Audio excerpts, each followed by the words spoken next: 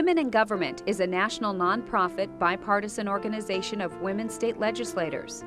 Women in Government wants women and girls to know that they can protect themselves against cervical cancer by getting vaccinated and getting screened regularly with advanced and appropriate technologies such as PAP and HPV tests. Nearly all cases of cervical cancer are caused by the human papillomavirus, also known as HPV, a very common virus. There are over 100 types of HPV. The high-risk types, including strains 16 and 18, can cause cervical cancer.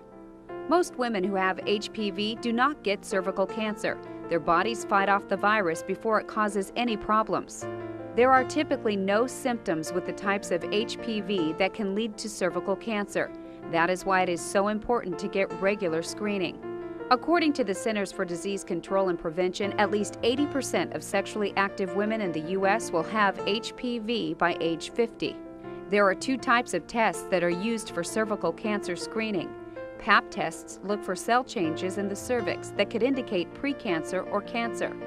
The HPV test uses advanced technology to detect if a woman has certain HPV types that can lead to cervical cancer. The HPV test is also used as follow-up for women under 30 for PAP test results that are inconclusive.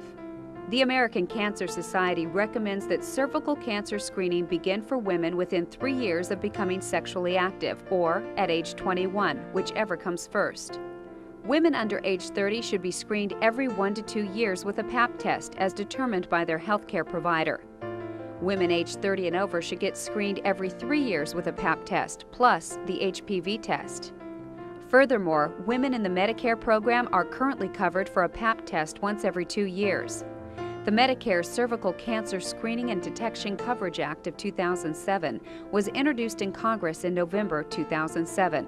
This legislation would require Medicare to cover HPV tests every 3 years. This increased coverage would make the Medicare program more comparable to private insurance companies and state Medicaid programs.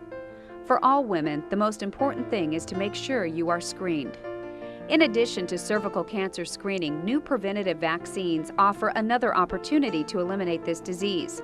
2 HPV vaccines have been developed, and clinical data indicate that both vaccines are safe and effective. One HPV vaccine was approved by the FDA in 2006 for girls and women aged 9 to 26. The second vaccine is currently awaiting FDA approval. The approved vaccine protects against HPV types that cause approximately 70% of all cervical cancers.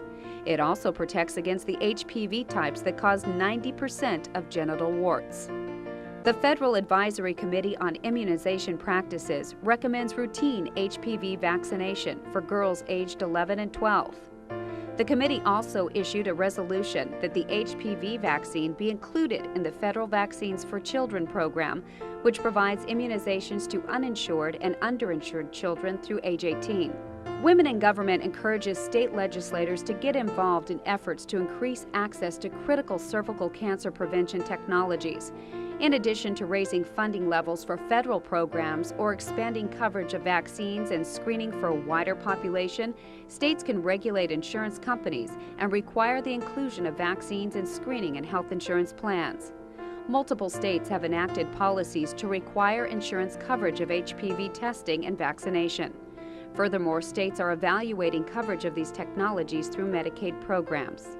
It is important to note that HPV vaccines will not replace screening. Screening remains vitally important to cervical cancer prevention, since the available HPV vaccine does not target all HPV types that cause cervical cancer. Cervical cancer is a deadly disease, but with vaccination and regular screening, in conjunction with increased education and awareness, we can eliminate it. For more information on cervical cancer prevention, please visit www.womeningovernment.org/prevention.